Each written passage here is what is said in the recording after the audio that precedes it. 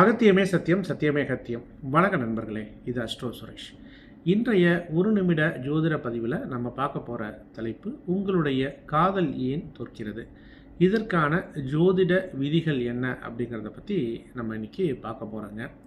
காதல் அப்படிங்கிறது ஆரம்பத்தில் நல்லா வரும், காதலே வராத நிலை இல்லை, காதல் வரும். ஆனால் திடீர்னு ஒரு பிரிவு.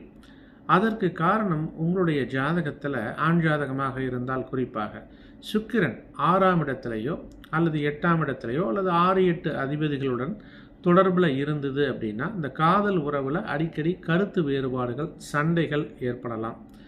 அதே மாதிரி சுக்கிரனும் ராகுவும் ஒருத்தருடைய ஜாதகத்தில் இணைவு பெற்றிருக்கு. இது ஆண் ஜாதகமாக இருந்தாலும் சரி, பெண் ஜாதகமாக இருந்தாலும் சரி, இவர்களுக்கு சந்தேகம் அதிகமாக வரும், தவறான புரிதல் அதிகமாக இருக்கும், நம்பிக்கையே இருப்பது கொஞ்சம் சிரமமே. இதனால் காதலில் பிரிவுகள் ஏற்படுவதற்கு வாய்ப்புகள் உண்டு.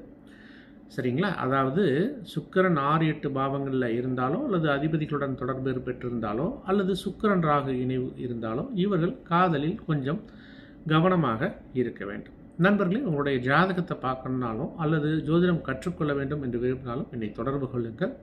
இந்த சேனலை சப்ஸ்கிரைப் பண்ணிக்கங்க. அப்போ தான் நான் போடக்கூடிய ஜோதிட பதிவுகள் உங்களுக்கு உடனுக்குடன் வந்தடையும்.